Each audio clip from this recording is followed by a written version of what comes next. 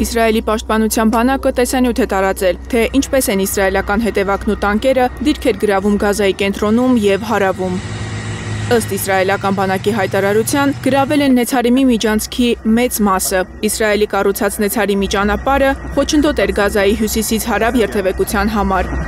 Իսրայելական բանակի առաջ Քաթարի և Եգիպտոսի միջնորդ խաղաղապահները ազատել են ճանապարհը։ Գրավումից անմիջապես հետո Իսրայելի պաշտպանության նախարարը ռազմատենչ հայտարարությամբ սպառնացել է, որ զինվորականները կրկին կսկսեն խաղաղ բնակչության տեղահանումը մարտական գոտիներից։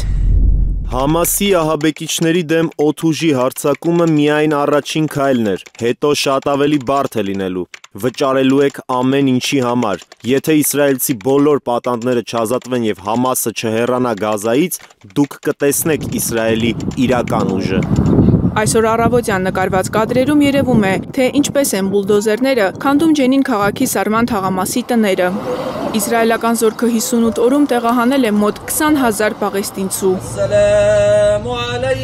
Փլուզվող Ջենինից հյուսիս Խան Յունիսում պաղեստինցիներն այսօր հուղարկավորում են երեքշաբթի առավոտյան Իսրայելի ռմբակոծությունից զոհված իրենց հարազատներին։ ՄԱԿ-ը հայտնել է, որ մարդասիրական առաքելություն իրականացնող իր աշխատակիցներից մեկը զոհվել, 5-ը ծանր վիրավորվել են իսրայելական հուժկու հարվածներից։ Ես կնոջս ուղարկեցի Ալ-Մավասի տեղահանվածների ապաստարան, որ պաշտպանվի գնդակոծությունից։ Քիչ անց սարսափելի լուր ստացա։ Շտապեք, ձեր կինն ու որդին զոհվել են։ Կինս հղի էր, ես կործանված եմ։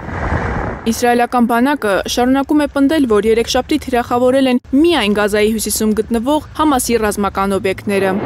Իսրայելի վերսկսած հարձակումից 400-ից ավել պաղեստինցի է զոհվել։ Համասը հայտարարություն է տարածել, մեղադրելով Նեթանյահուին և Իսրայելի կառավարությանը հրադադարի համաձայնագիրը չեղարկելու համար։ Իսրայելը խիստ միջոցներ ձեռնարկելու խոստումով մարտերը չի դադարեցնում, քանի դեռ Համասը չի ընդունում ԱՄՆ-ի առաջարկը և չի հանձնում իսրայելցի պատանդներին։ Մարիամ Ամիրջանյան, Արմեն Ապրեսյան, Հայլուրի համար։